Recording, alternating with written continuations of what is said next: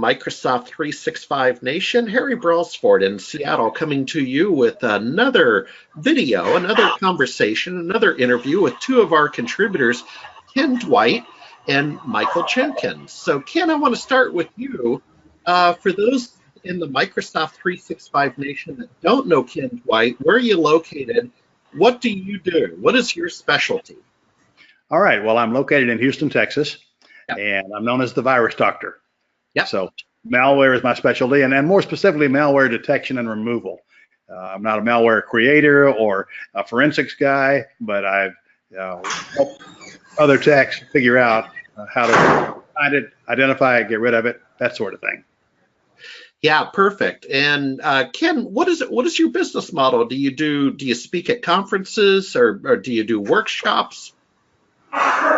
Great question, thank you. And the answer is it's some of it. I do speak at some conferences. I do a fair amount of training. I have a workshop called Virus Remediation, which is a 2-day workshop and about 16 hours of content, again, directed at techs to find and get rid of malware.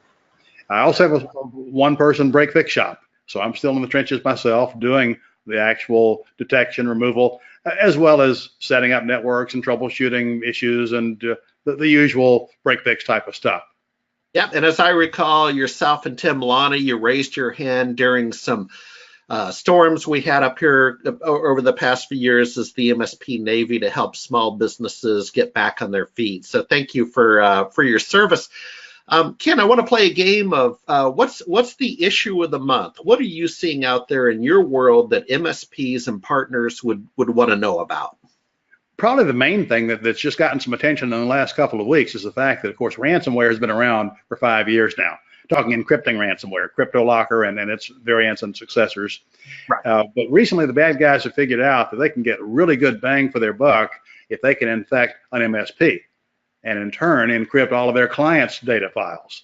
Now, obviously, you would think an MSP would be well protected against that sort of thing, but as you know, what seems logical isn't always the case. And so quite a few MSPs have actually been hit and have had to deal with the effects of the ransomware, whether it's paying the ransom or hoping for a decryptor or whatever. And so that obviously threatens a lot of our businesses. All right, well, welcome aboard as a contributor to Microsoft 365 Nation. Then we go down to South Australia out in Adelaide to a familiar face, Michael Jenkin. Welcome back. And quickly, for those that don't know Michael Jenkin, who are you? And then I want you to respond to what Ken's observing up here in Houston. Are you seeing the same thing? Yeah, look, hello, my name's Michael. I look after Mickey J. White Hat, which is a website dedicated to pulling apart the malware. So once you've got it, once you've removed it with Ken's advice, I come along afterwards and say, this is what it actually did, this is how it did it, and this is why you got it. That's my hobby. I also run an MSP business, IT business as well, which gives me the opportunity to see a lot of this sort of stuff. And one of those trends I have been seeing is a lot of ransomware on servers. And when you go through the event log on the server, you're seeing the usernames and the passwords that are being attempted for remote IP addresses to log in. And funnily enough, I happened to pull apart the list of those passwords and found that they are being used by lots of MSPs throughout Australia. So we know for a fact, one of our telcos, which is Telstra, had a list of static IP addresses released in the Tor network. People have downloaded that static list, and now they're going around figuring out who the MSPs are linked to various clients and trying known passwords for administrator accounts. And that's the big thing. Now, I personally renamed the administrator account, and yet I'm seeing my unique name that I've created pop up in hacks in other servers. So I know people have gathered what I use as my administrator account for my client servers, and they're trying my passwords. And I'm seeing my competitors' passwords, tapping them on the shoulder, letting them know. So yes, this ransomware is starting to target us because we are the door into a much bigger community for them to make a lot more dollars. Yeah, no, that's interesting. And I hadn't really thought of it this way, that we're really talking about a one-to-many relationship, right? That if you can target the MSP, our survey data, we do a lot of community surveys across a couple different brands. And for the sake of argument, one MSP serves 24 accounts. that varies in the size of the account and so on. But with that said, it's a one-to-many relationship, right? So if you can hack the one, you can get access to the many.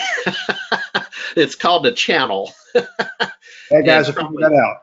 Probably not the kind of channel that it's certainly one we want to aggressively protect. With that said, so I want to wrap up. I want to thank you for joining us as contributors. We're going to come back next month and check in with you guys. So Houston, Texas, and Australia, and we're going to check in and see how things are going. And I'll tell you, hopefully it'll be a little bit warmer up here in Seattle. We have had more snow in our winter. And Michael, I'll go out with you because the last time we talked to you, you had a record heat wave of the mid-40s Celsius. What's it like?